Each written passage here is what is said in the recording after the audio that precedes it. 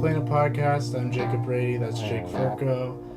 And the Cave Planet Podcast is a place where people can do the things they want to do and make the things they want to make in a place that it might not seem possible. And sitting to the left of me is, I think, a person that really embodies that theme.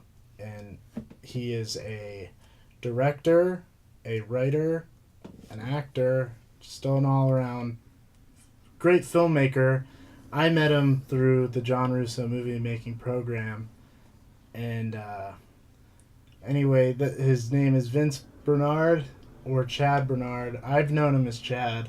We'll do Chad. We'll do Chad. Yeah. We'll do I've only known him as Chad. We'll do the OG, the one my mom picked. Okay. We'll do Chad, yeah. Yep. You forgot Cubs fan, too. Their conclusion. Problem, yep. Anyway, yeah. No, you Chad. We've decided, yep.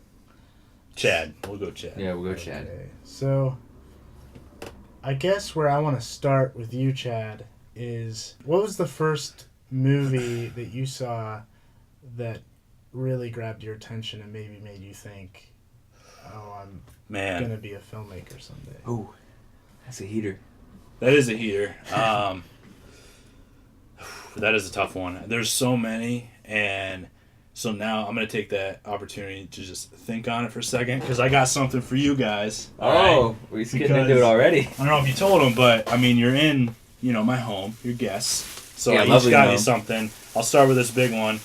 A reference from the initial, and I know you said you got it on Blu-ray. No, this means way more than that. But Small Soldiers on VHS. Dude, that's so... Wow. This is that's it. So that's for you, my man. You. Dude. Don't expect stuff like that every time. This is incredible. I'm so hyped about this. This is really for me, man. You're going to keep this. Yeah, dude. Absolutely. Yeah. So, Small Soldiers. No, like, I know. When you mentioned that, and this is a reference to the first episode, which, I mean, absolutely. Like, if you haven't seen that, go watch it, because they're very chill, and they talk about what I was talking about last episode. What influenced them, and he took a minute to figure out what he wanted to say as far as, like, a supreme influence from his like younger days, and he's like digging, and then he came up with Small Soldiers, the movie from the 90s. Yeah. I mean, and I'm happy just that like, impacted you that way. That makes so much sense, because it's just a fun, they build stuff. The ultimate creativity. It's so really sparked it for me. So it's a very creative movie. So dude, that's the man, Chad. That's I love you. him. I love him now. Jacob now. Talked a lot about the Du Bois Business College, DBC. That's where we met. That was our learning ground. That's where we kind of honed our amazing skills, right? Yeah. Boom. I got you a little pen with a rocker, dude. And it's Du Bois Business College branded. This is the one thing about Du Bois Business College that was one of the most bizarre. Like, they had the craziest merchandise. I know. They had this glass case that when you went in, there was like this. Well, I mean, this is pretty much the embodiment of... Exactly. Yeah. Oh no, they had weird I always kind of wanted to buy. They had like hair brushes. It was kind of like office supplies that were just like jacked up and like certain features. Like that's like a pen. That's a pen, but you wouldn't really. Yeah. It sticks in case you are writing near a window. I want to chime in real quick. So the next guest we may have, take notes from this guy. We would prefer to have gifts given at the beginning. Oh no. My bad. Let's keep that trend going. Yeah, I like it. It's gonna be hard to up these gifts. Yeah. Oh, I got to shake hand again with that. They're not Bentleys. The VHS. I talked about getting the Blu-ray earlier, but that doesn't mean anything. Yeah, truly. That was funny. It doesn't mean anything compared to the VHS. This isn't the grand. Because we talk about like what influenced us, and honestly, this goes like right back because DBC, like that shaped a lot of what you do now. Oh, big time. Small, just movies when you're a kid. They stay with you, man. They're impactful. So to go back to like what you asked, like a movie that influenced me, I actually have it on VHS too because I got like nostalgic with it and I just had to grab it. The Aviator. I don't know if you guys have seen that. Yeah. With Leonardo DiCaprio. Yeah. And I guess I was 11, so I guess I'm a kid, But that was the one. My brother took me to the movies very often, and I remember it was Christmas night 2004, and I'm 11 years old. Christmas just got done, so I want to mess around with what I have, and we want to go to the movies, and I was like, okay. So I pulled myself away from whatever PS2 game I got, that year. Mm-hmm. And we went and settled in for a 3-hour movie about Howard Hughes, the aviator. Yeah. And as an 11-year-old, you'd think, like, he probably didn't like it, But it changed. I mean, like, it probably helped that a lot of the movie was about making movies. So that sort of maybe planted that idea of, could have planted that seed. Yeah, and it was Hollywood. I mean, Howard Hughes is like one of the first millionaires out there. Like, very flashy. And the movie itself, too, the pacing, it just struck me so much. And it was one of the best theater experiences, too. There's just a lot of things happening at once. Christmas time, you're kind of already, everything's like sort of elevated. There's so many people around. Every factor has an impact, Right. So the Aviator, I think when I saw that, I was like, how did they make that? And I just wanted to learn more. I think I probably played my PS2 a lot less, I think I started watching movies. Trigger into it. Absolutely, yeah. Who was the director of that? I forget. Martin Scorsese. That was Scorsese? Yeah. So that tells you, that was a great... And then The Departed came out 2 years later. So now I'm 13, and I'm sort of kind of understanding, like, film, on my own, film history a little more, like looking back myself, listening to commentary. And Scorsese's past, I mean, Goodfellas. I probably watched that when I was, like, 5 years old, when I probably shouldn't have. I remember watching probably Pulp Fiction, my brothers, just having older brothers, you see stuff you probably shouldn't, when you're really little. But, like, The Departed came out, and that was also Scorsese, Leonardo DiCaprio, and that was like, oh man, I'm actually going to take action now and, like, write something, write a scene. In whatever format. I'll look it up on the internet. How to write a screenplay. I'm gonna write a crazy crime drama that doesn't make sense, but it doesn't matter because I'm like doing it. Yeah. So I think I may have accidentally watched Full Metal Jacket when I was like 8. Exactly. And it kind of freaked me out. I love it. It was probably the heaviest movie you could watch at a super young age. But I mean, you always stumble upon that kind of stuff when you're young. And sometimes I wish, like, some movies. You ever like say, hey, have you ever seen? For me, for a while, it was like, have you ever seen Blazing Saddles? And I would say no, because I just hadn't. Like, there's so many movies. There's a lot of movies you just like hadn't. that. I've seen it. I have seen it, but everyone goes references like, all the time. What? Yeah. You've never seen that? No, what? I definitely have movies like that. But when I don't think that though. Like, you ever seen Goodfellas? And they'll be like, no. I'm not like, what? You're crazy. I'll be like, I envy you, man. I wish I could watch it for the first time. Again. That's a good point. Yeah. Because it's like there's a lot of movies like that. Nothing changes that first time. So absolutely not. Yeah. That's probably what started the train to filmmaking, I think. Yeah.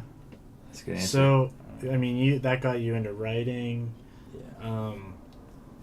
So when was it that, like, at what moment did you realize that you could actually shoot something? And it's because it seems like your take on it then was like, it was still like a big scale thing, because you were like, I'm gonna start writing now and get my leg up.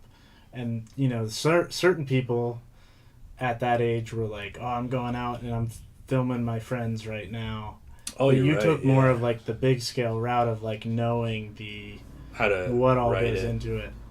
Definitely. I think when I first realized to shoot, like, I can actually go out and shoot these things, it took a while.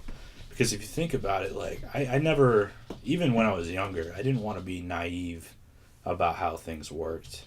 I wanted to realistically get it done, because that's, it's probably very rare that you were thinking that way. Probably better. Well, I definitely kind of, because then I didn't go out and just, like, I did shoot stuff with my brothers, but, like, I didn't take them serious. Yeah. Which you shouldn't, then, too, because you still create stuff. But I mean seriously, as in, like, this is part of that game I'm playing where it's, like, going to take me to the next level. This was just, I'm having fun with a camera. I didn't consider it, a step toward what I wanted to eventually do. But the fact, like, when I was younger, I assumed you got to go to LA. You got to work your way up. You have to get coffee for people for 4 years, and then hold their script while they fix their hair for another 2 years. Just, that minuscule, ladder. So that's what I thought then, and I realized the only thing I can do now in the middle of the woods, because I'm from really small town, you know, the opposite of Hollywood, is right because I have a keyboard and I have a computer. Yeah. So You I can have do it, man. ideas, What's holding you back, really? and you only need one person to do that. Yeah. So I can learn how to do that, and I did that all through like high school, except, you know, with those videos that I made with my brothers and stuff.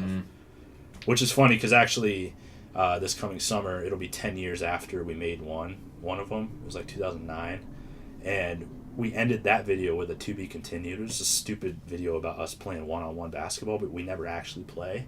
So it's going to be 10 years in like May, and I want to do a sequel Where you play. where I actually like apply my filmmaking skills and make it like good. That'd be cool. Yeah. That'd be really interesting. Oh, just yeah. So, Yeah.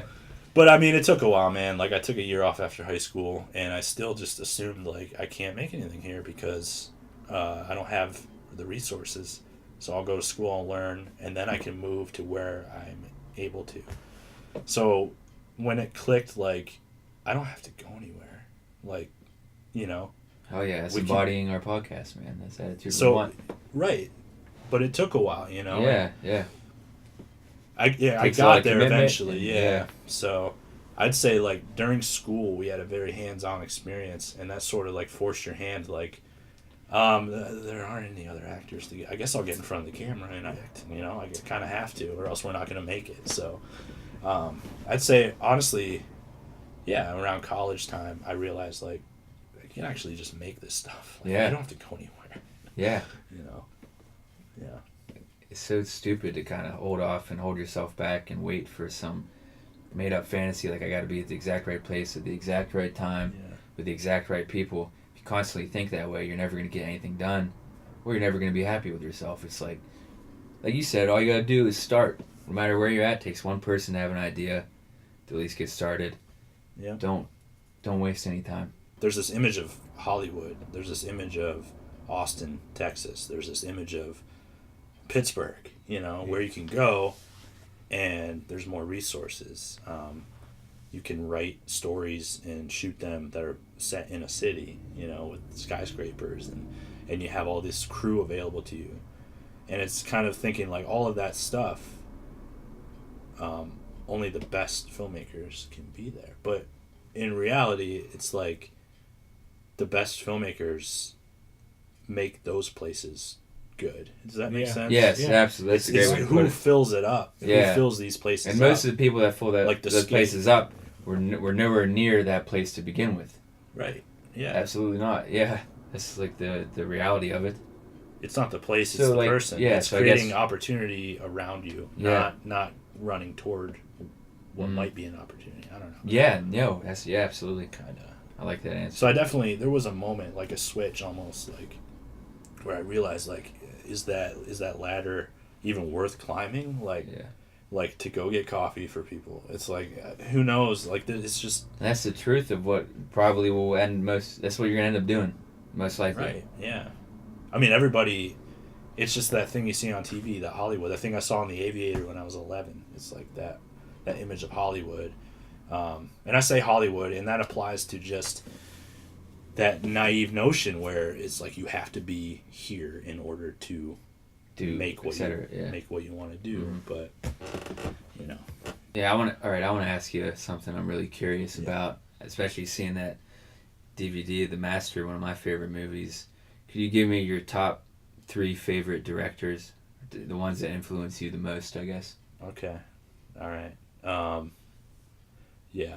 So No specific Martin order. Scorsese, top 3, no doubt. I mean, The Aviator, obviously, huge influence. I think it's weird. I think he's the greatest filmmaker of all time, and I haven't seen every movie. You know, I don't try to be snobby about it or anything, but I think he does things like the best. He's not my favorite though, but he's like one of my favorites. It's just like hurts saying that. So Martin Scorsese, Paul Thomas Anderson, Oh, The yes. Master. Yeah, I love Okay. Pete I mean, Holmes. any dude that made Boogie Nights and then made There Will Be Blood. Oh, one of my top favorites of all I mean, time. those two. There Will Be Blood. My wife and I just watched Phantom Thread, his latest That's one. what I want to see. And- Daniel Day-Lewis is in that too, right? Yeah. Probably the best Oh, actor yeah. of all time. I mean, kills it in that. And again, any dude that's in. He plays like a dressmaker from the 50s. Yeah. Very English, British, rich. Yep. And then he's in There And Will then Be he's Daniel Blood. Plainview, the Like- most intense, And, brutal character. and it's the same director Yeah. for both of those. Yep. So that just tells you. And I think he writes his own stuff. And watching Boogie Nights, I mean, that I think was the just... only movie I haven't seen. And he was by him 27 when he made Boogie Yeah. Nights, by the way. Really? Which is insane. He's 27. He was 27 years old when I he had made no idea. Boogie Nights, like a 3-hour epic about a porn star. Yeah, that scene. How- That scene where they're in the. He's with Thomas Jane, the Punisher, Yeah, and yeah. I don't. Someone else with him maybe. But Oh, are they you go- talking about the drug the deal scene where going they on? go to the drug? That that is- Chinese kid's throwing Dude, firecrackers or into the plant or whatever, and that For no guy's reason. drugged up, and they that's go the in best scene of all there. time. That scene is so good, man. I'm serious. Yeah. The Chinese kid in They the go in background, the he's basket. throwing Yeah. firecrackers. Yeah. So it's a very tense moment. John C. Reilly's sitting on the couch. Yeah, John C. Reilly's that guy, And so wasn't every now and then there's a pop. Yeah. And John C. Reilly's just like, every time that pop goes off, you just see him He's just like, freak he? out. He's already panicky enough, and he's like, But yeah, a Having- 27-year-old made that, so it's probably his fault. I thought I could just, learn how to write a screenplay, Yeah. go to Hollywood. And I never saw I could make Magnolia. Boogie Nights 2, no problem. Oh, Magnolia? Yeah, I mean, It's it the one was movie by PTA that I haven't seen. It's a good. nice. You might, A have to, lot of people consider that it's you might have to borrow it. Do you have it? I'll have to take your VHS back as collateral. no, I'll keep Small Soldiers. Right. But Number one now. Well, I think he's number one. I told him no. The specific, third one. specific order. Oh, but, okay, yeah, okay. no specific. He's probably order. my favorite. The third one, so we got Scorsese, Paul Thomas Anderson, and then probably David Fincher. David Fincher, one of my Fight Club. They're easy ones, you Yeah. know. I mean, there's so many. Coen brothers are awesome. But you could be, like you said, you could be a snob about it too and get weird with like weird filmmakers like Andrei Tarkovsky or Yeah, Yeah. I mean Akira Orson Welles. Kurosawa. You get all crazy like that. Absolutely, but like when you, Which they are good, obviously, and they're I really feel good. like- but if you're yeah, being yeah, truthful to yourself, how much of that really is influencing you? Because they're so different than you. exactly. So how could you say? How could you relate? Even though maybe it does, but It's I almost like like, those answers, so- I'm supposed to like them. you know? Yeah, yeah. Which honestly, Yeah. you might lose some viewers me saying this, but like it bugs me sometimes. I mean, obviously, there's a lot of legitimate reasons why it would be your favorite film of all time. When people go, "Yeah, the Godfather is the best movie of all time," I'm just like, it's an awesome movie. Why can't we just say that? Yeah. You know, I mean, it was 1972. Yeah. Since then, there hasn't been. Nothing. I mean, yeah. when I look at that next to Goodfellas, as far I'll as say, like Italian, and those you can compare those. I like The Sopranos a lot better than The Godfather, even though there's a Yeah. series and that's a movie. But You enjoy. I what thought you they enjoy. handled The Sopranos. Don't get me wrong, I'm not bashing The Godfather because I do love it. I am. Yeah, go ahead. Don't. I want this to be no bars, no holding back. But yeah, like I understand what you're saying. I would rate The Sopranos higher, better done than The Godfather. And like that sounds insane. No, to a lot of I mean people. the To a lot of- Godfather. The I Godfather. agree with the Goodfellas thing. Oh yeah. I mean Italian mob movies, Goodfellas, and that's a Scorsese thing, you know. So, Yeah. but I love The Godfather. It's a great movie. Yeah, I'll watch Francis it all day. Ford Coppola is a great But- director. It's like the Akira Kurosawa, like those filmmakers, Alfred Hitchcock, which I mean he's awesome too. But when people are like, when film experts I'm surprised. or You know what I'm whatever, kind of. they always say these obscure names as if they're trying to, as if there's like, some kind of test going on. You know, and what I'm kind of surprised about, and it's almost like you're saying is what you're supposed to like. I feel like no matter what, every single like film student or someone pursuing film, I'm surprised you didn't say Stanley Kubrick. It's like that seems like the most universal answer to any time you ask someone who maybe Yeah. they are, maybe they think that they know film, but everyone, like no matter what, as long as they say Stanley Kubrick, you're like, supposed "Oh, to be like, yeah. okay, this person knows. He passed. That's he like passed the film test. little sneak card. Like, But honestly, I wouldn't put him in my top 10. I can't. I like you saying that. It's I like The Shining because it's The Shining. Like, I mean, it's so fun. Full Metal Jacket's great. you ever? I Um, like 2001. If I were to say like, See, that's one of, okay, so I I would did use like that that, as man. ammo in my argument Okay. that, like, Stanley Kubrick is just, like, so I would use that with like. self-important. Like, he's so, like, I am this era. I am smarter than everybody, and I'm going to show it on film. And for some reason, it's weird. Yeah, like, I enjoy his movies, obviously, but, like, I just don't think he's on as big of a pedestal Well, as it's, people it's think. nice hearing you be honest about it Because there's like, probably a lot of other people that feel similar to that. a gun that to your aren't gonna say head, it. like, would you rather watch 2001: A Space Odyssey 5 times in a row, or would you rather watch Dumb and Dumber 5 times? Oh, that's not easy. I won't even hesitate. Dumb and Dumber. People don't look Yeah, at people don't look at those movies as films, though. They look at them I like that a lot. as movies that, you know, they're on TV. You watch it while you're folding laundry. You know, they're not. But like, it's a good story. Those characters are awesome. Yeah. definitely a lot more The effort. And, acting. Yeah. Jim Carrey, kidding me? Yeah, I think comedic acting is arguably can be the most difficult kind of acting absolutely. that you can do. And again, I'm not comparing Stanley Kubrick movies to Dumb and Dumber, or maybe I am. I don't know. But what I'm saying is, like, you enjoy what you enjoy, and it's, as someone that like made a movie, you know, I try not to, like, the Oscars, I don't care who wins, you know, like, I just watch it as like a friend recommending me, like, hey, these were good this year, you should watch it, you know. I don't think you're alone there either, but it's nice to actually hear it broadcasted. Yeah. So, jumping back. Let me get some more of this after I bash Stanley Kubrick and The Godfather. Yeah. I didn't see that. Not hot. This might get us. This might be the one to set us off and get us all the viewers. Uh-oh. You're gonna start making a lot of. No, don't take it easy on that. It's good. Oh my gosh, I'm sorry, sir. We're good. I promise.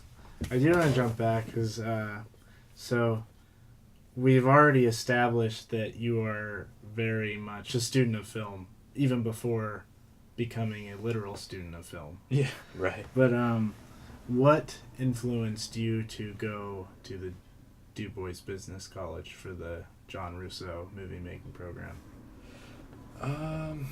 After high school, you know, I had sort of taught myself through, you know, Google searches and YouTube videos how to write screenplays, like the proper formatting, that kind of thing. So I wrote as much as I could all the time, and I took a year off to save some money, and I was going to go to Pittsburgh to go to film school because that seemed like the logical thing, you know, from northern PA.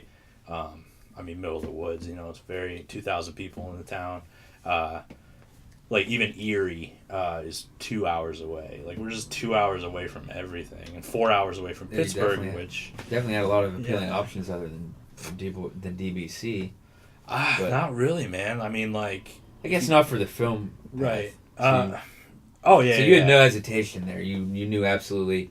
Well, out of high school, like, if you I'm look definitely back, pursuing the film videography. Well, see, like, baseball season, so that's spring. Like, when I was a senior, you know, senior night, they announced me, like, Chad Barnard, future plans, go to the Art Institute of Pittsburgh. So even then, I was like, I'm going to go there. But then, just the idea of not touching a camera, and that may or may not be true, but I just hadn't heard great things about that school.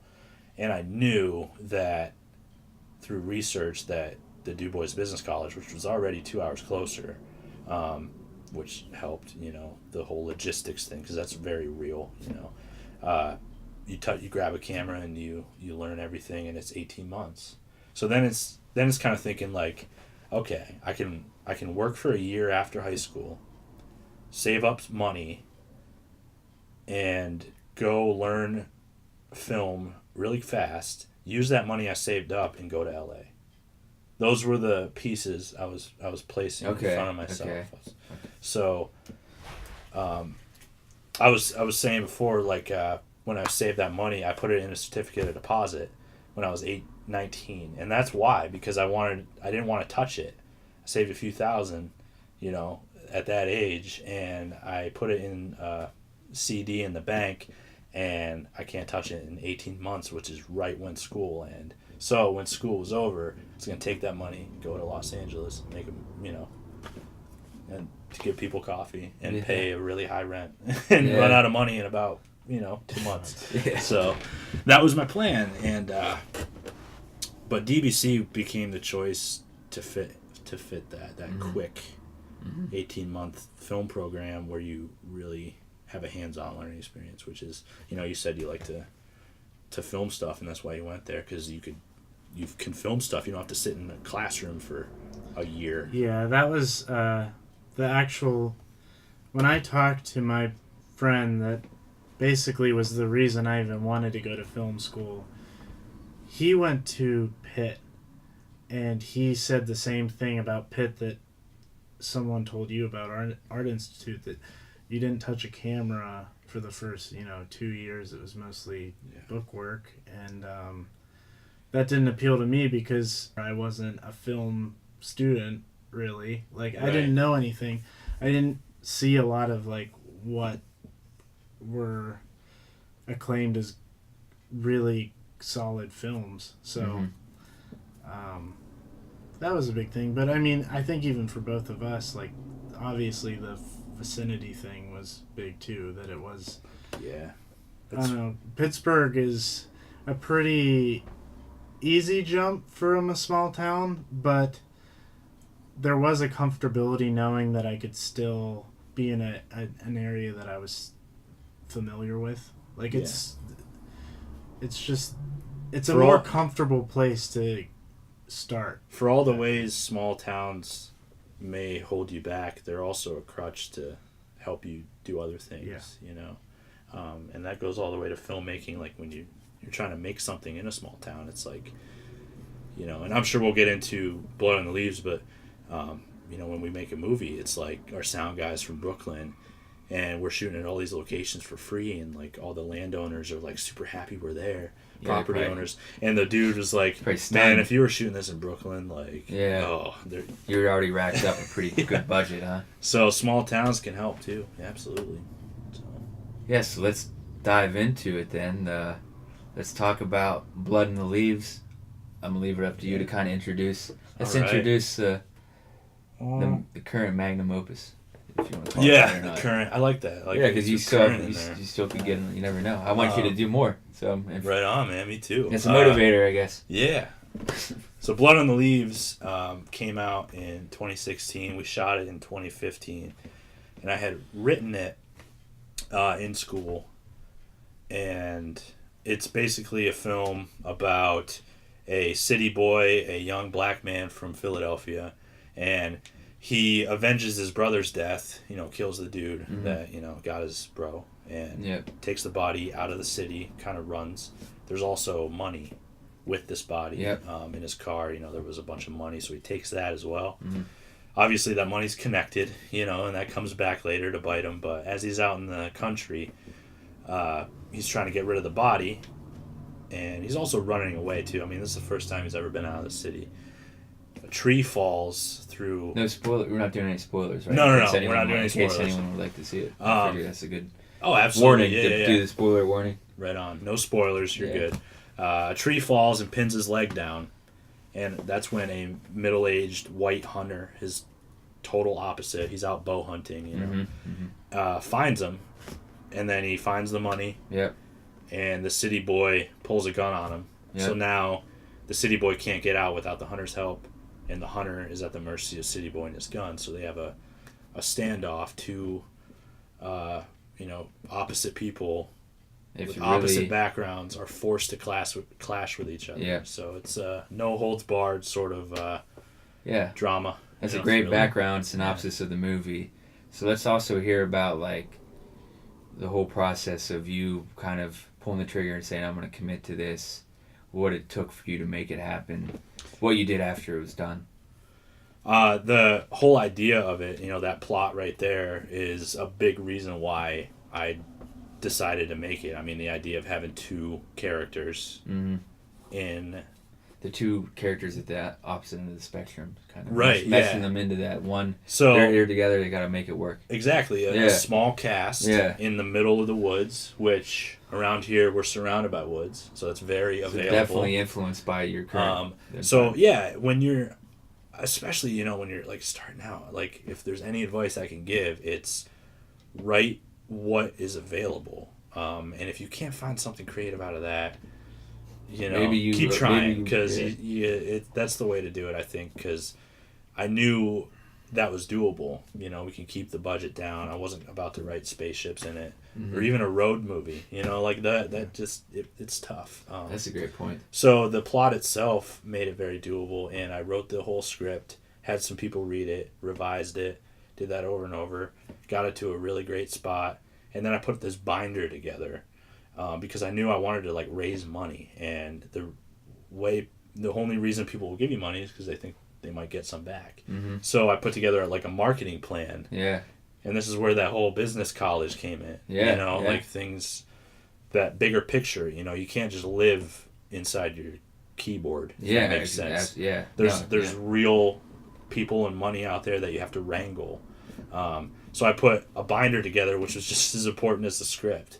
And that convinced, and I didn't approach anybody to be a part of it. Yeah. Until that binder, full of a marketing plan, the budget, very smart move. all that stuff. I had all that ready. Mm-hmm. I had the script in one hand, this binder in the other. A lot of people might not like that aspect, but you have to do it. Exactly. Not only that, I said, this is happening. I want you to be a part of it. Yeah. I'm gonna make it. I don't care if it takes $5 or 5,000 or 10,000. I'm gonna do it. That's a unique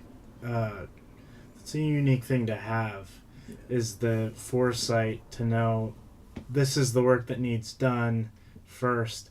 There's a lot of idea people out there. Oh yeah, there's too many. Plenty. There's too many. There's too many. Imagine a bunch of idea people in a kitchen. There won't be any food. No one's gonna make anything. No. Everybody's gonna starve. Yeah. You need some freaking That's cooks a great that are analogy, gonna man. mix things together and actually. Yeah. But, You gotta have the cooks, man. Yeah. You gotta start cooking.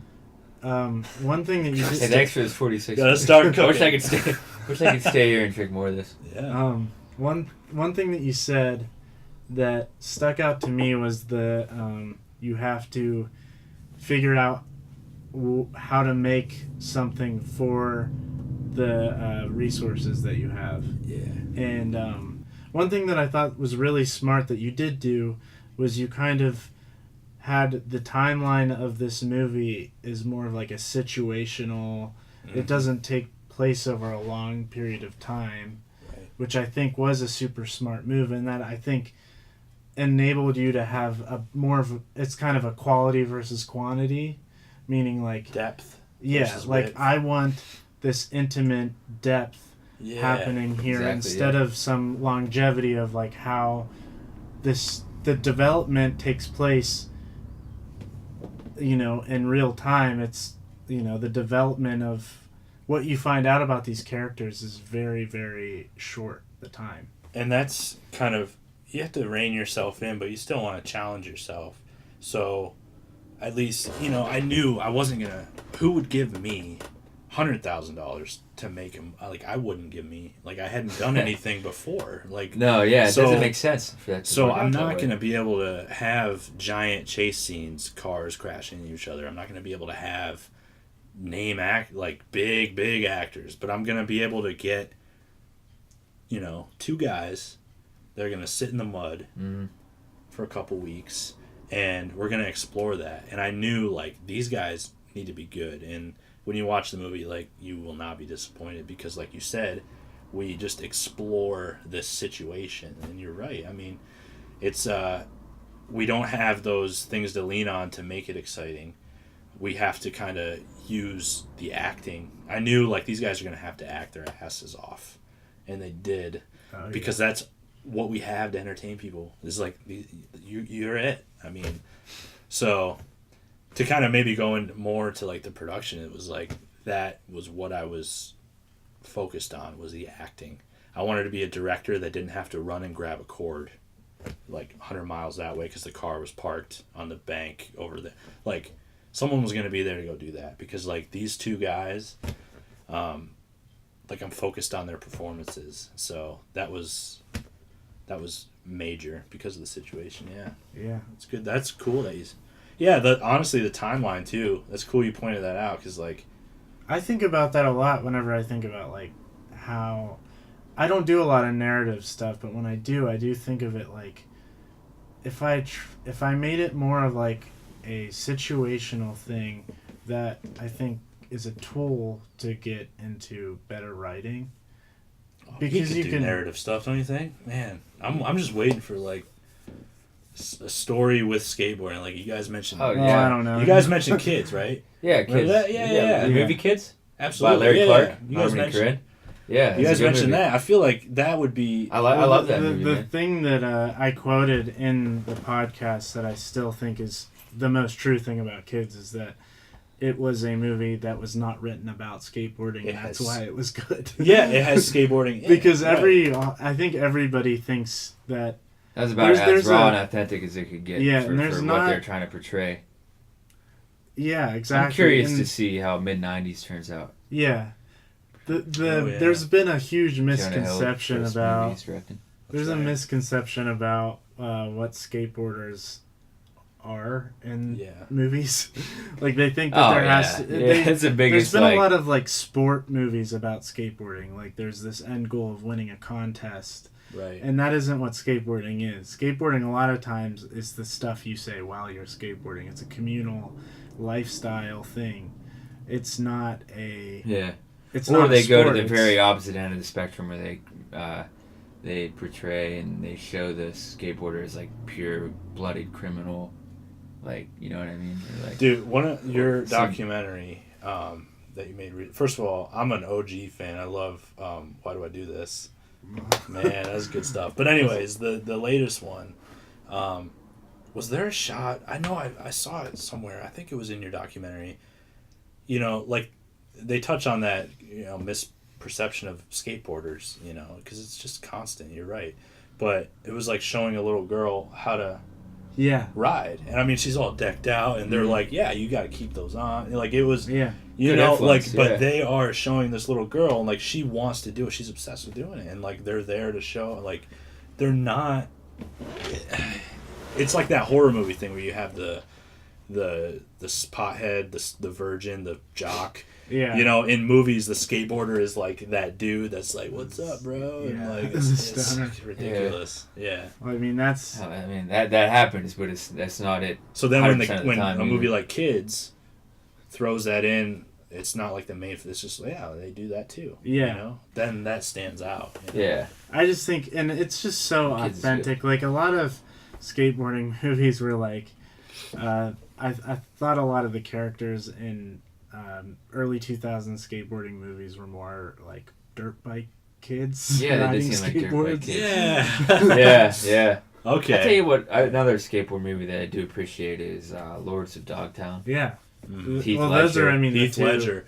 Yeah. I remember my brother and I were about an hour and 20 minutes in. We were like, that's Heath Ledger. Really? Because he just transforms a lot of people. I feel himself. like a lot of people don't realize that that's who that He's is. so good in that movie. And And when he's singing Maggie May at the end, he's like cleaning the surfboard because he owned that place at one point. Now it's like corporate. As far as like me nerding out about any film stuff, it would have to be the Heath Ledger-esque characters, because as someone who was always kind of an introvert, I'm always so impressed by some actors' ability to completely be that vulnerable on screen and totally like adapt to a film set is an uncomfortable situation, and one thing that I will definitely give credit to your casting of the cast for Blood on the Leaves was that they were so vulnerable that I remember at the one time that I was there, there was a scene where Amani had to be emotional, and the scene cut, and there was still that raw emotion. You couldn't hear. You couldn't all hear. You could hear were the leaves quietly hitting. Wow. I mean, it was because he took himself to a. He took. Yeah, that's he what went it. there. That's what it takes. You know. Because his character is from, inner city Philadelphia. I have no concept of that, Yeah. So he is from Cleveland, and he pulled from very real spots to get himself there, and that's a big thing I believe in too. I really invested a lot in those guys and all the actors in that movie, and I let them do their thing. I'm definitely not like you have to say this line this way. It's like, how do you want to say it? Yeah, natural. Even like when I do videography stuff, it's like I don't try to get people to say like, come on down to Joey's Crab Shack or whatever. Yeah. It's like that. No, just tell me how you started the Crab Shack, Yeah. and people are gonna want to come. Like Big be time. like a conversation. Like What's the most natural? I feel like oftentimes too you have to like match that person's excitement, which I'm not going to be able to tell you. I know for a fact you probably struggle with that. Oh, yeah. Oh, big time. Oh yeah. Yeah. No, because- him never. No, No. man, he's spitting fountain of Oh emotion. my Yeah. gosh, that's Yeah. funny. So, one thing that I would say Yeah, man. about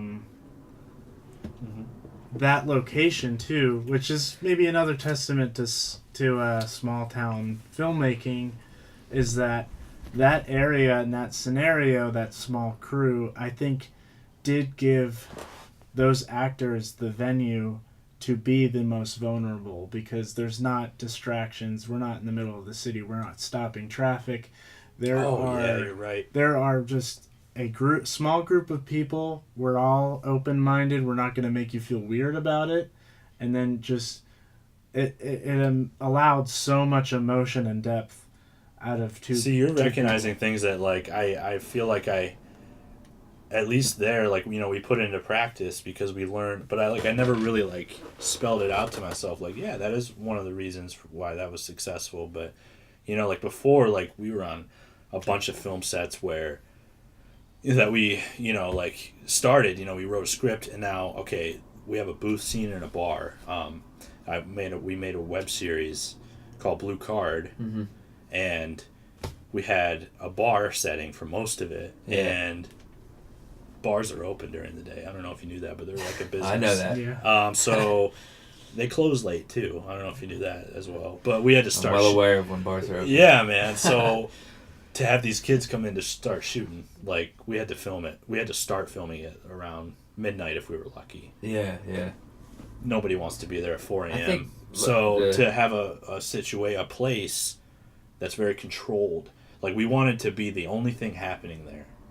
Yeah. Like that was, we didn't have the money to close down a bar. But if you do it, because you don't want to deal with, there were customers like in while we were filming for some of that stuff. Yeah. And I was like, never again. That automatically adds pressure that doesn't need to be there. Jacob Brady brought up the point to you, like he noticed something that I guess you didn't necessarily pick up right away when you're doing it.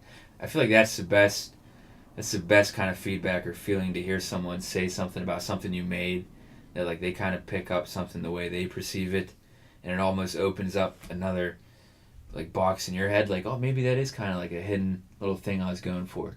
Like I didn't even realize that this is an outlet for a piece of work that I did. I didn't necessarily know or intend for it to be this way, but this person comes to you and says, oh, I like what you did because of so and so, and you're like, oh wow, I didn't even think of that, but that's exactly like something that maybe that's like a hidden subconscious thing that I was trying to do there. That applies. That's like a great feeling to have someone do that. It is. It's awesome. I love it. And that applies to, whatever you're trying to make, any creative person. Yeah. Whenever you get feedback that, and might not always be good too. Yeah, absolutely. But it's something like I'm better after reading that or hearing that, and that's what you want. That's what you want. That's it, because it's providing value to you. So. Yeah, and no matter what, if you're truly being a creative and truly doing like what you feel, you're gonna get bad. You're gonna get bad and good. If you're not getting any bad, then you're probably doing something wrong. After we released the podcast and the stories, I had received a lot of feedback about your clothes, and it was interesting hearing what people liked about it, and in particular, whenever I talked to Chad about doing the podcast. Yeah, and you sent me we have so much to talk about because we went to the same school and we both do the same thing. Right. But to hear his enthusiasm about that part of it, where he dude, really it made had me feel so good. That, Good. and that he even had like personal reasons why he really connected with the That's shirts. crazy too, because you sent me a snapshot of like your response about the shirts, and I'm like, oh, cool. Dude, that's like so sick. I told him like that makes me like so happy, and I even said it's even cooler that he found something to like relate to his Yeah, so his basically real life into like something that I did without even having any idea of really who you were. describe the shirt. Yeah, them. it's one of my newest shirts. It's in one of the cave stories. It's a hummingbird drinking out of a whiskey decanter. I think you have a decanter here. Yeah. Show. It's So the design. So this is my why inspiration. It's a whiskey decanter filled with whiskey, and there's a hummingbird dipping in to get a drink out of it. And the reason why my brand. it like struck me when I saw that it was because And obviously, I mean this thing looks exactly like the one on the yeah, shirt. yeah, it's kind of like what we're basing. I love off. whiskey, and Yeah. that's kind of like a thing, you know. You said your wife. and likes then my hummingbirds? wife, you know, she loves hummingbirds. She's That's got crazy, a tattoo. yeah. Her first tattoo was a hummingbird, so they mean a lot to her. So to combine those two things, It's almost like Obviously, I you made a shirt didn't- tailored to your, I was to your gonna say, relationship. like, how does some that by some happen? miracle. You know? Yeah, and it's funny what you were saying about the symbolism of that shirt and the direction that you want to go with Seller about the like kind of mixing. Mixing like The that more happy-go-lucky happy-go-lucky, with comical, like all about fun with like philosophical, maybe sometimes dark, Yeah. deep, intense things. That's cool. I have an idea. I'm gonna Oh, pitch my- you. I'm gonna thanks. pitch you a shirt on camera. So Oh, wow. if it gets big, then you owe me royalties. I owe you a royalties, yeah. So you've got like a hummingbird, which is, in my opinion, like Another they're hummingbird one. like a peacock. Well, this is like the example. It's like a very elegant looking bird, right? Okay. It's sort of like that luxurious type bird. It's A very, nice bird. An it's very expensive pretty. bird. So how do people make whiskey look pretty? They put it in a nice looking decanter. So you Yeah. got the pretty side of whiskey. Mhm. What if you did like the raw, rugged side, like a freaking crow tipping over a shot glass? No, I hear you. You know Yeah, what I that mean? could You have got been like you got the, a gritty raw bird, that could have been like and then you got like just a bam the shot evil glass. twin of the shirt. The evil Yeah. twin of the shirt, make it dark. Yeah. No, but that's There you go. yeah. Who knows? Maybe I have so many ideas. It's hard to. That's another I think burden of being creative is no matter what. I imagine you have tons of ideas. You kind of got to distill those into what you think is possible and what you like the most. Yeah. I think that's the biggest So at the end of the day, skill like, that a creative has to learn. you find the most So fulfillment. because you probably had all kinds of ideas for movies or whatever, and like you said, you had to restrict it down to what is possible, and people don't like to do that. You have to That's what you have face to. reality with it because You obviously there's. have to do to I would get love stuff to done. design a, like, I love to. There's all kinds of like weird things. Like I'd love to design, a car, like I don't know, a helicopter. I'd like to make a Seller helicopter, but am I going to do that? No, I'm not going to do. Right. I'm not going right, to do right. that. But I mean, that's how it See, works. and that came from, like I said, like the first thing I ever did was like write screenplays, like when I was younger, and that's probably when I went through all that. Mm-hmm. All those screenplays, I don't think anybody can make them. They're just out there, like they're just like, oh, like okay, I guess we're in another gunfight. Here we go. But see, this, it's like I finally got to that point where, and some people aren't there yet. Like they call themselves filmmakers, but they just have ideas, and so they're not they're not cooking anything Yeah. because like you might have an idea for a really awesome dish, but like people are gonna like be able to eat mine because Yeah. I have the ingredients right in front of Yeah. me and I'm gonna figure something out. Like And, you need to- even if Yeah. that dish you cooked is mediocre, you still surpass that dude who thought he had the greatest idea in the world. so at the end of the day, tenfold. who can call themselves a chef? Yeah. Yeah, exactly. And Yeah, but I no, think that's a great analogy. there's pros and cons. It could be a burden, but I think being in the situation where you are a learned videographer or a filmmaker, and then in your small town where you do have all the idea people, Yeah. sometimes a good idea. I know for me. No, it's not always bad. What I know for me, like I said, I didn't have friends that went to film school from my high school. I made friends while I was in college, but they weren't the type of friends that were gonna go with me to film skateboarding or go with me to make documentaries Right. or anything like that. And even in my hometown, even my immediate group of friends, a lot of my immediate group of friends haven't touched a skateboard, or they don't nearly hold it to the same standard that I do because it's my life. Mm-hmm. So whenever I saw that Jake, who was always an idea person, had acted on making a garment, I was so excited by that, and I knew, I'm like, this is the right idea person for me. I don't have an ally in making things yet, and like all I need is an idea person that's willing to just give me his full right, ideas. And I think that. And but you're that'll help real me with too. yourself, No, honest to God, Yeah. I'll be You knew vulnerable what you here needed. too, because like we're talking about the ideas people. I was definitely like a couple years ago, whatever. I have ideas and I was vocal about them, but I wasn't acting. And like finally, I started to. And like when I first presented my first crew neck to Jacob, and he was like, I could see the true how hyped you were truly, and like seeing like, oh, we're executing. Here we go. We're gonna finally get the train on the tracks here. And like I have ideas for video stuff too, and like I think it was the ultimate pairing. It worked. Yeah. It was working, and hopefully right now it's working. We're doing something. Yeah. So it's working. Like these ideas are being put to use, and I guess the best thing like doing this stuff is the more you do start to execute, the easier it gets to.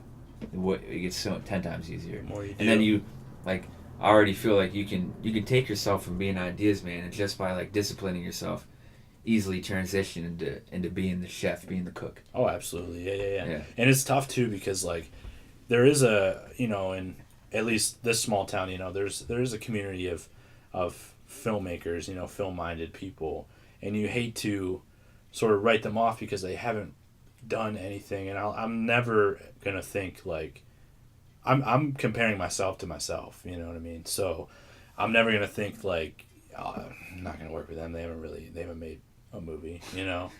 You want to be able to use these people because they're enthusiastic. Mm-hmm. They want to go out and make stuff, but in the end, like what you did, like you both like and with each other, like you realize like I need an ideas guy. I need someone to kind of kickstart me into acting. Acting on my ideas. Mm-hmm. So some people can't like look in the mirror and see that. They see what kind of person. And it might take wow, we're actually not getting any movies made. We're actually not getting anything done.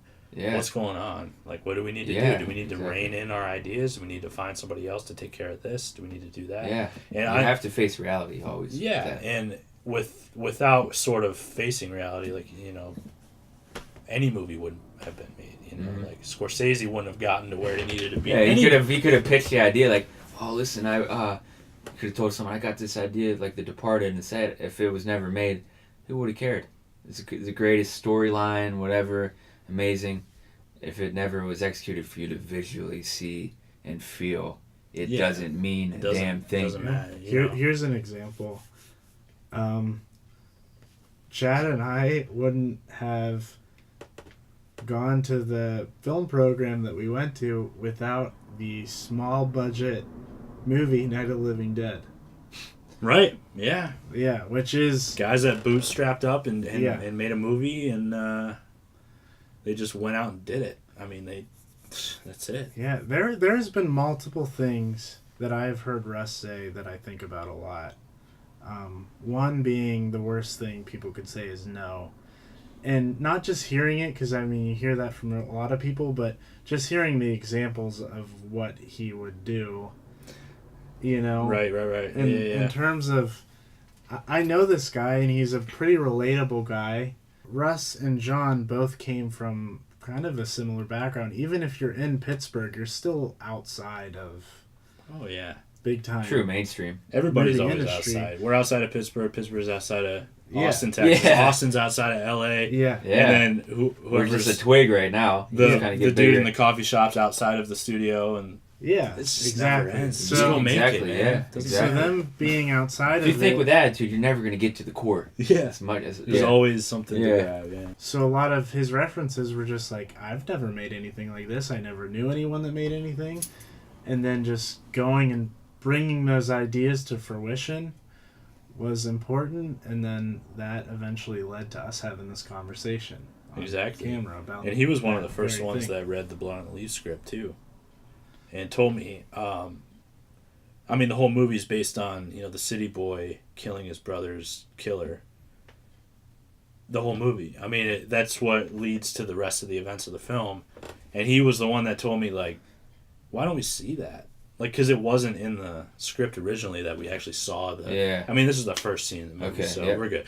But I was like, oh, that's a great point. So that scene's in there because of Russ. Yeah, he's the Coming to Get You, Barbara, in Night of the Living Dead. The brother that with the glove and we're Coming to Get You, Barbara. That's him. Yeah. I actually never saw Night of the Living Dead. What? No. That's That's the thing. What? They cut back to the scene where he goes, where he says he will never Exactly. do that. Yeah. Oh my gosh. No, That's but good, and though. then he. Halloween's coming Everyone out, has man. movies like that. Like I never watched the Titanic the whole way through. I haven't watched it the way through. Good thing my wife's not in here. She'd slap I'm it. not good. There's Dude, I'm a movies Leo like that fan, where you man. don't- Okay, you like Heath Ledger, right? Yeah, like Okay, look at it this way. I don't think he's the best ever, but So, I like him. This is a little just nerdy film thing. Yeah. But, so, Leo, okay, Titanic, bam. He's like a heartthrob on top of the world. He can do whatever he wants. They offered him a million things. Yeah. Heath Ledger, and he turned stuff down to do, like, good stuff. Like, Yeah. Catch Me If You Can, That's- Gangs in New Yeah, York. like The every good Aviator. actor should do. So, Heath Ledger, 10 Things I Hate About You, same thing. He was like a heartthrob, and he did the same thing. Yeah. He turned stuff down. Like, he could have been... who didn't turn stuff down and he was in a hole for a long time? Was Ben Affleck. It was like, hey, we got a movie called Armageddon. You want to do that? Well, yeah, that'll get me even bigger, right? Yeah, let's do that. So, but I love Ben Affleck now. I mean, I don't love, that was weird. But No, I love Ben Affleck. his movie Argo, Gone Baby Gone, man, what a direct. Like, I think anybody that can direct themselves, that's Gone Baby Gone, isn't that Casey Affleck? Casey's a star, but Ben, he's in it Ben too. directed it though. Okay. I like. But then he Casey. directed himself Did in you like, Argo, and that's one of my favorites because it's like, man, that's hard because I did that in school, and it's like, there's so much to worry about, and I gotta like act. I can't it was tough, but anyways. Let me you gotta watch. get back Titanic, to the movie because you're a filmmaker. I'll get it for you on VHS. I'm gonna ask you another movie question because you did acting too yourself. Let's hear your top 3 favorite, most influential actors. Leo, Really? Leonardo DiCaprio. Leo, for real. Yeah. I mean, obviously he's really good, but Wolf of Wall Street, and then The Revenant. yeah, Shutter Island. He's slapping that horse's carcass, dude. The Aviator, man. Like, Yeah. That's Okay, I accept it. so good.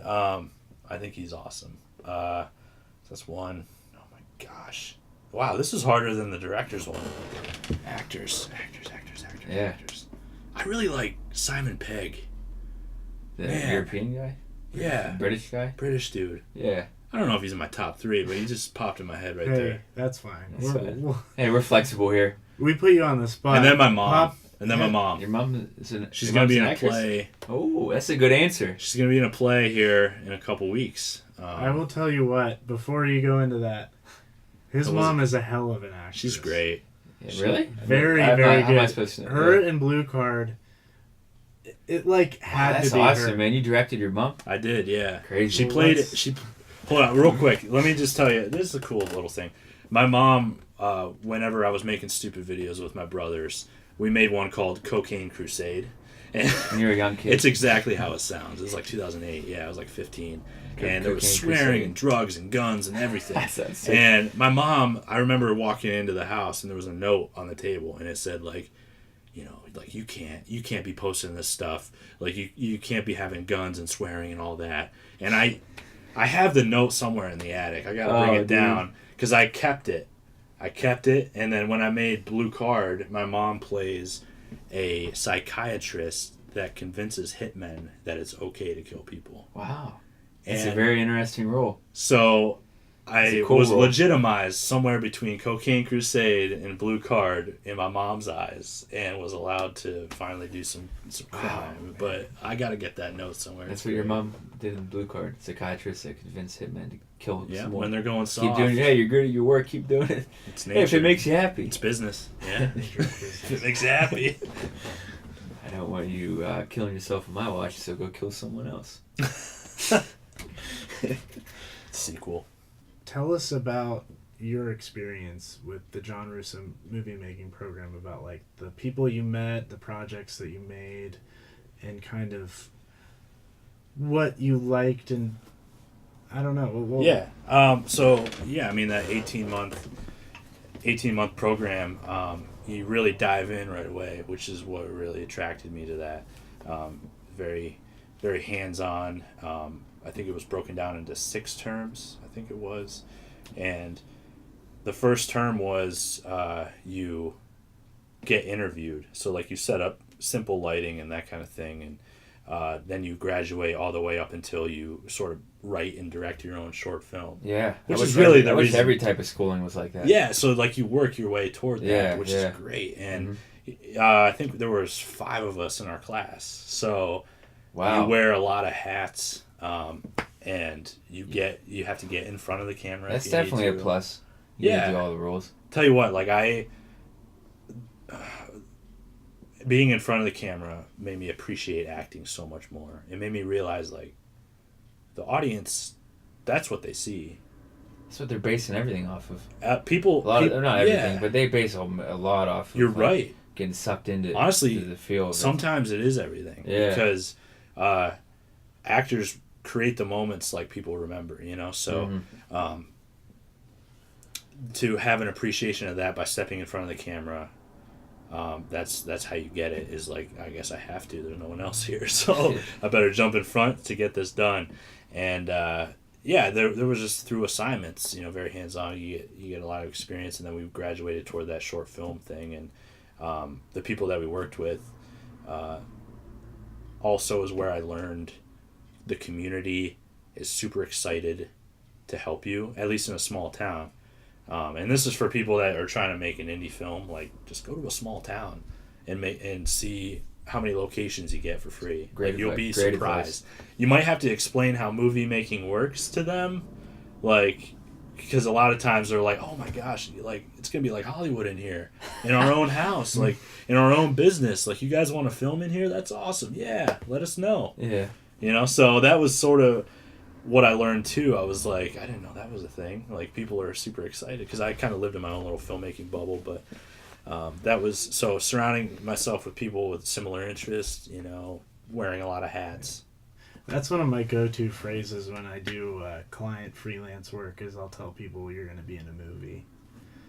Because that's the only movie. Otherwise, you go in there with a DSLR camera, for all the more they know you're taking photos of their face and putting them on your wall when you say the word movie, yeah, you're in. Because again, it goes back to like the acting. Like, people think like that's Hollywood, you know, because they see the people that were in the movies, they're on the red carpets, like that's them.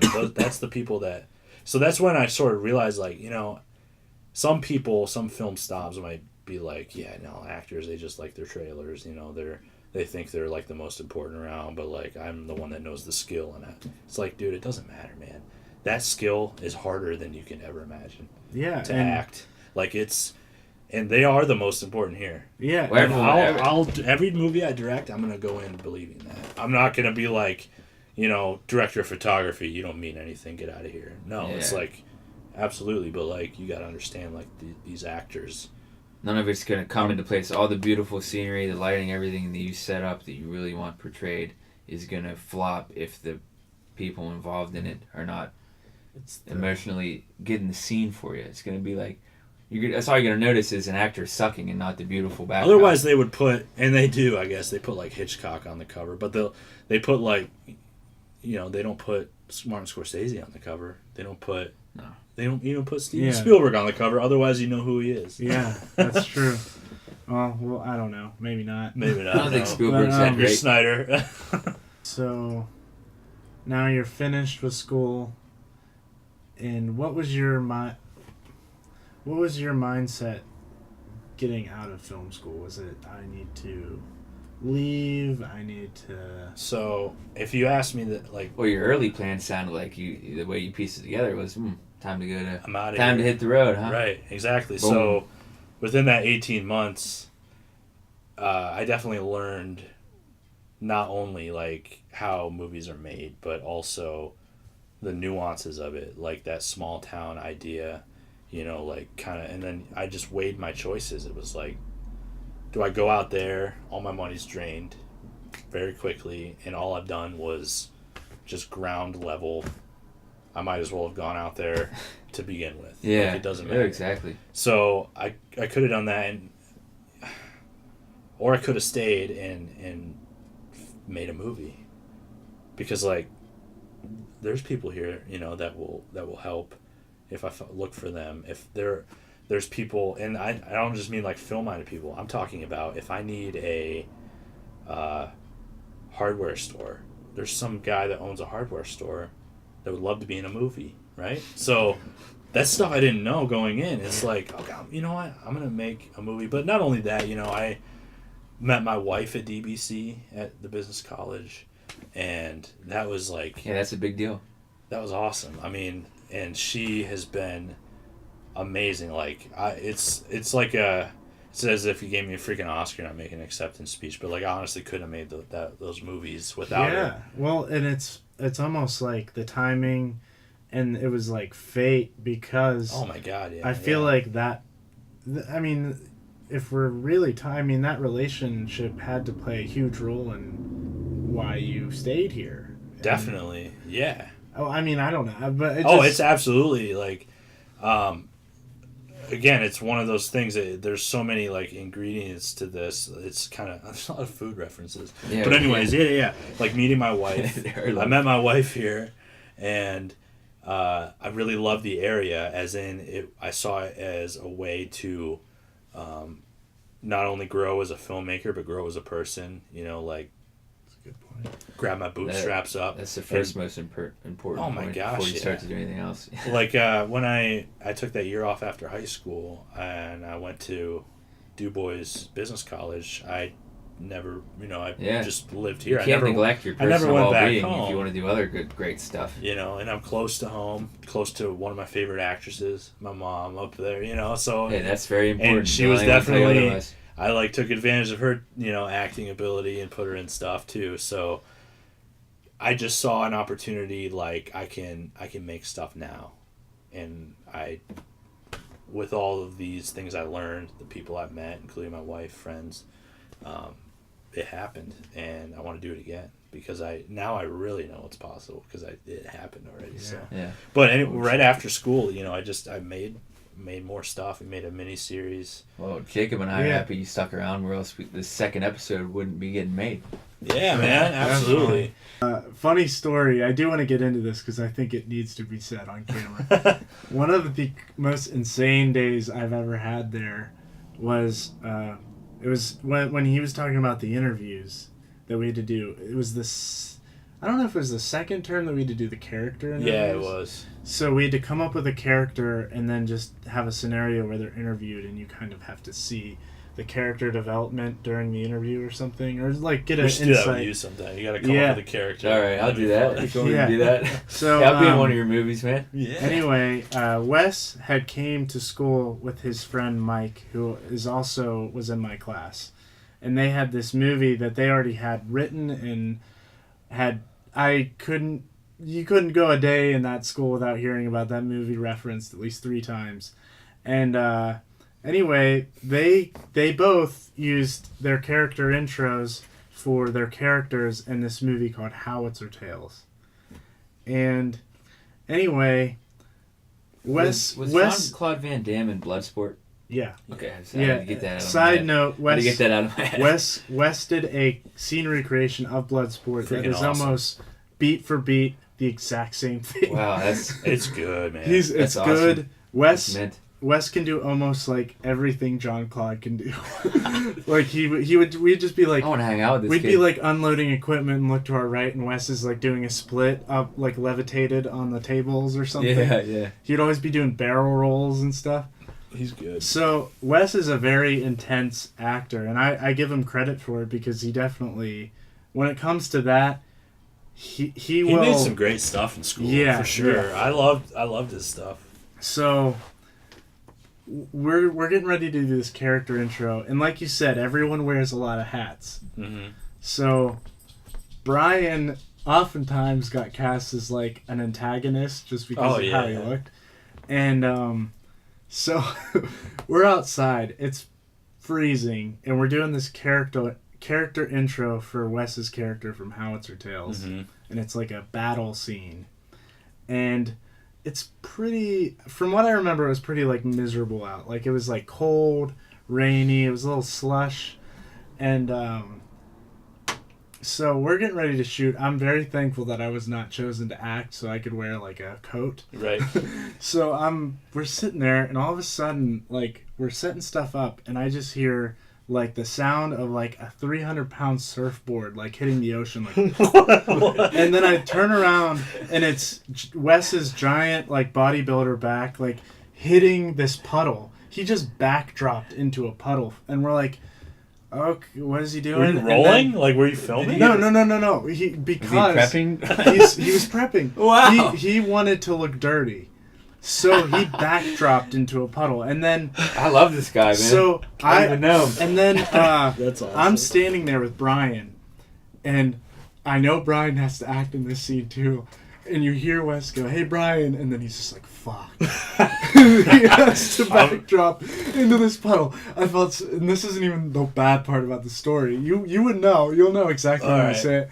But so I look over. They're out of the distance if I can hear them talking. But eventually, I see Brian get down slowly into this puddle. Dips himself in. Yeah, they dip into this puddle. Man. We go to shoot this scene, and in that school, we would go to huge lengths to shoot one outdoor scene.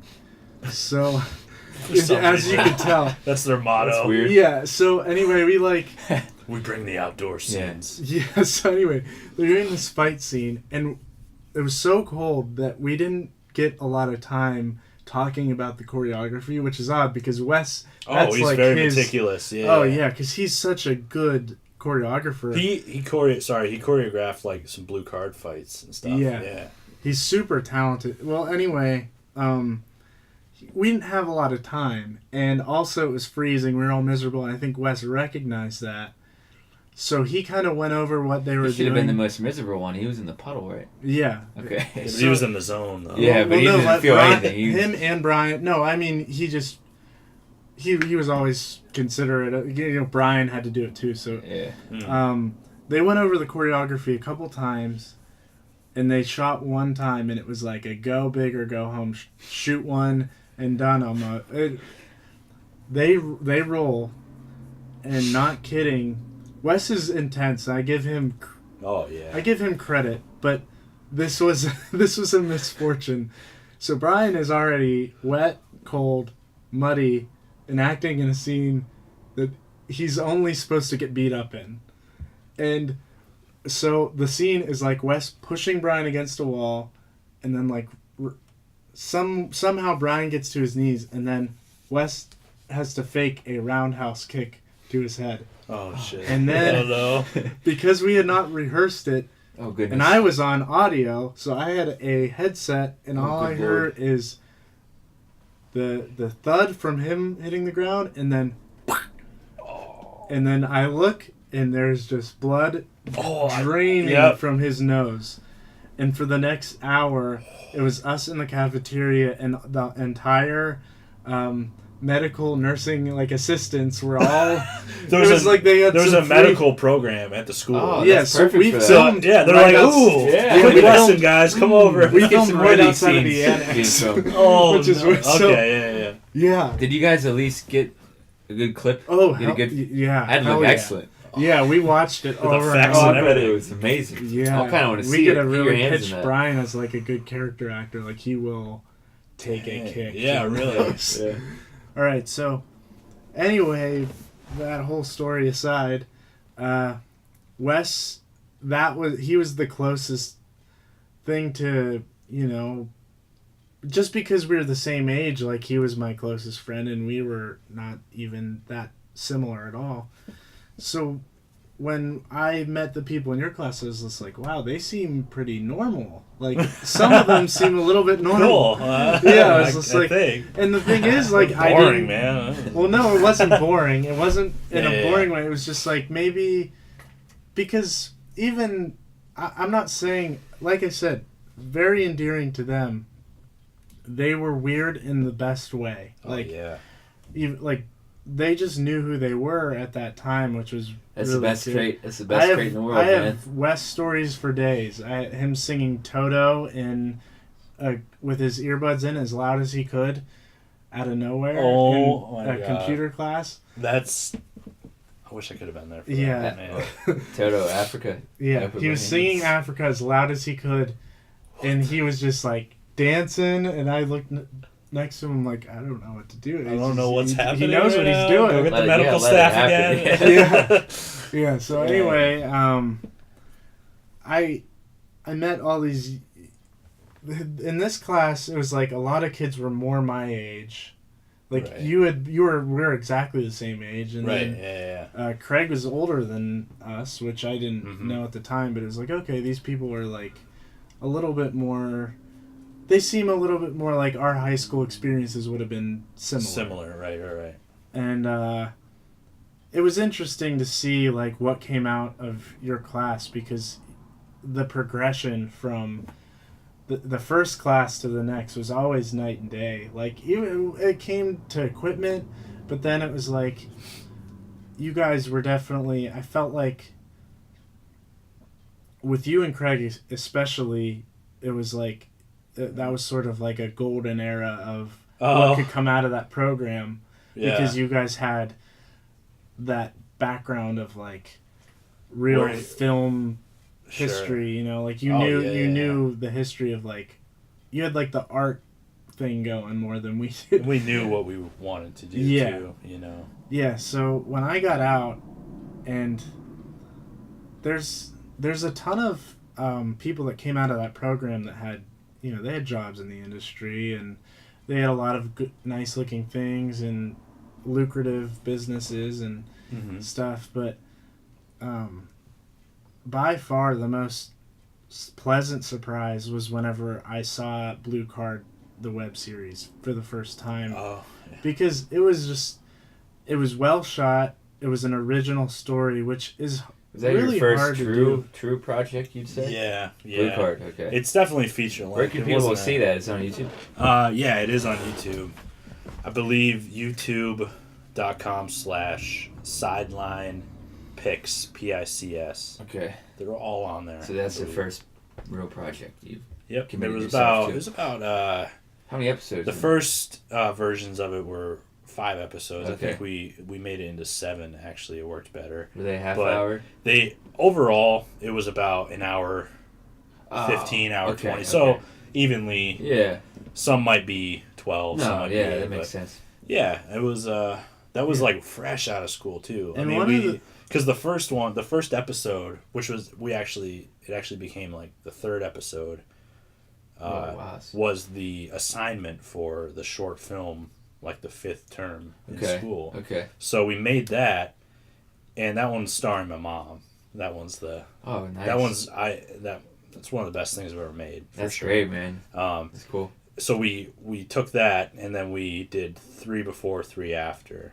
So we developed that story more and did it over a few months, weekends when we could.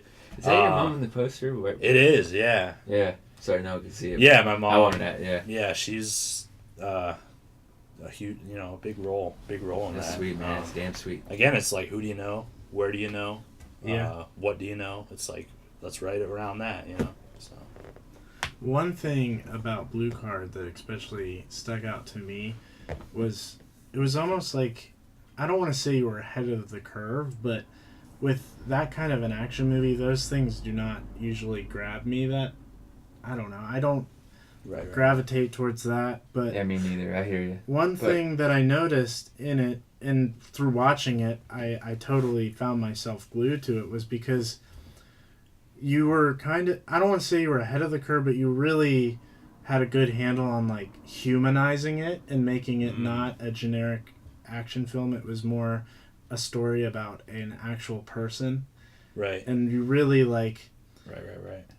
And also, from knowing you, I could see your touch that you made in the humanizing of it, even like with the romantic interest and stuff. I think a lot of what I know about you was an influence in a character that is really nothing like you as far as what they do.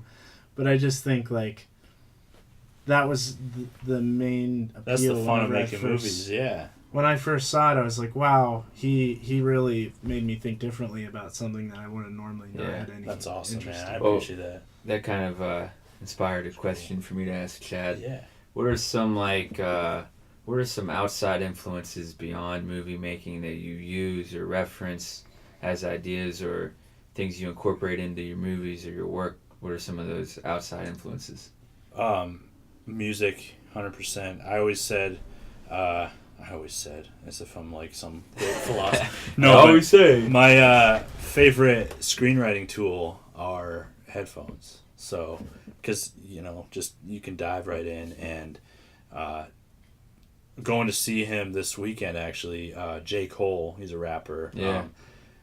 Not to sound like a hipster, but I've been listening to him since he had like mixtapes. Yeah. So not only that, so as far as like Blood on the Leaves, especially, I don't have no idea what it's like to live in inner city or that kind of thing. Was that so before hip-hop, or after Kanye West came out with that song?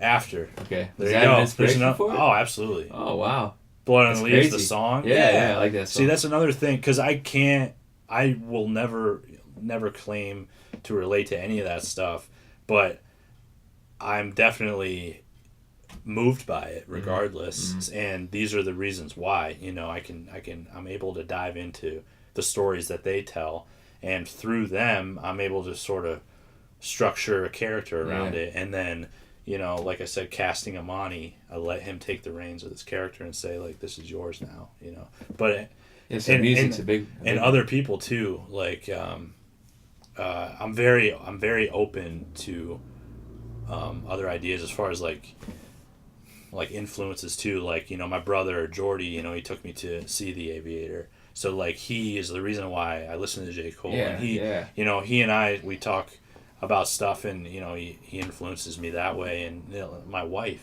she'll be the first to tell me like, that's a weird idea. I don't think and because it's we have them all the time, all these ideas to have someone who's going to be real with you. To bounce things off of, like, that's so valuable. Like I said, I couldn't make this stuff without her, but like I would make bad stuff without her. I feel like sometimes though, you know what I mean? I feel like sometimes so that's not good either. Yeah, if you do really truly believe, for deep down in your soul that like this is a good idea, maybe it's hard to necessarily portray through words to someone, and maybe they will be like, oh, this doesn't sound good. You can't immediately let that stop you. Oh, yeah. I guess you can't immediately. Yeah. I mean, I'm not saying your wife's wrong. You gotta have. You gotta take things. Saying like, you have to trust. It's good yourself. to have other people's feedback and so at their the end opinions, of the day, but if you truly believe in something, you also can't let that be the down, ultimate deciding factor either. You can't. When you sit down and watch a movie, you don't have someone next to you all the time, and you ask them like, "How should I feel about that movie?" Like, you feel a certain way. Yeah. You feel a certain way, and that's the same thing with ideas. It's like, there's a reason I'm explaining this to you. Yeah. Like, I feel very passionate about this. Yeah. Like, so you're absolutely right, and that comes with like who's telling you this. Yeah. Like, because then there's other elements too. There are times when like it's probably good to be like, yeah, someone tell you that's not going to work, and maybe that'll make a light bulb go off in your head. Like, okay, that probably isn't gonna. Maybe that isn't gonna work. It's really helpful to have someone that represents a general audience. Oh my gosh, yeah. Yeah, it is. Yeah, but also don't constantly tone down your work for a general audience either. Yeah. I like to think that's one of the big things I've learned for sure. But is to kind of put that filter in. Yeah. And also like that idea, like how for this movie, like I wrote the script, but I also did that binder with the marketing thing. It's like you gotta get real with yourself. Yeah. And Blood on the Leaves definitely isn't for everybody. It's a very heavy drama. But so the next one, it's also a trick not to just make the movie, but to make one that people want to watch. So that's the next hurdle, because I know I can finish a movie, but can I finish one that, not that nobody wants to watch Blood and Leaves, but it's obviously not like a giant, So how do you balance that, having a target audience, people that really are going to love and champion your movie on a bigger general scale, while staying true to yourself and your original idea? I think that's the biggest. That's one of the trick, hardest man. things that really create magical creators. But you're right. Oh my gosh, yeah. Yeah. There's been things like, nah, like I disagree with you. I think this should stay in the script. Yeah. Like I had notes about characters like, I don't like him here, and I'm like, you're not supposed to. So thank you. Yeah. Like that. Maybe So that works. Yeah. You might shut the movie off at this point, but that accomplished what I'm trying to. So you're right. Here's something I want to ask that I think would be beneficial to listeners or the audience, whoever's watching this. What are some like starter foundation tips you can give to someone who may be interested to start to get into a field like yours, or filmmaking, or filming anything of sort, skateboarding, maybe short web series, anything like that? What are some tips you can give them to get started, like mentally and tool-wise? Like, what do you recommend someone to go out and buy to get started? Gotcha. And, what are some steps? How do you lay that out for someone? I would say I'm going to give very practical advice, because I think that is the mentality that people should have. If you get too hung up on the long-term game of, if I make this type of movie now, then if I make Reservoir Dogs now, I can make Pulp Fiction next, and then I can go on to no, just that's toxic. Look around you, and make something, write a story that's very human, or whatever, Just be true, man. Be honest. Yeah, be true. Like, your favorite genre might be sci-fi, and you want to make sci-fi stuff. Like Paul Thomas Anderson, this isn't a tangent, I promise. He's one of my favorite filmmakers. I remember he went to the New York Film Academy. It lasted 2 days, because on the second day, the screenwriting professor said, if you're coming in here to write Terminator 2, it hadn't come out yet. If you're coming in here to write Terminator 2, there's the door. Basically, we write serious movies in here. Yes, And he was like, I'm out. What if the dude sitting next to me wants to make Terminator 2? Yeah. So, and then Terminator 2 came out. It was freaking awesome. But anyways, what I'm saying is, like, look around you, write what is available. My mom's a great actor. She's going to be in something. I have Great woods actor. around me. Use that. If you have an alley with a skyscraper and like, you can film something in front of the building, Like angle it cool. Just do whatever. it's that idea of using what is around you, including your cell phone. That's why I have use your phone here. Yeah, plug it, man. Cell phone. It took me. I have to explain to people, like, this is like one of the best cameras I have. Well, that Florida Project movie was filmed entirely on a cell phone. Unsane. Steven Soderbergh shot a whole movie on iPhones. Really? The Unsane movie was. Unsane. I didn't know that. That's crazy. That's the whole point. Yeah, he didn't. Yeah, because it looks legit. So and one of the big reasons why he did that was to show people, like, see, you can go out and just make You something. have And that's it, like such the cliche thing. And like, I haven't really been. I've been doing like a lot of videography stuff, and I try to inject like documentary filmmaking into that, like keeping it real as I can.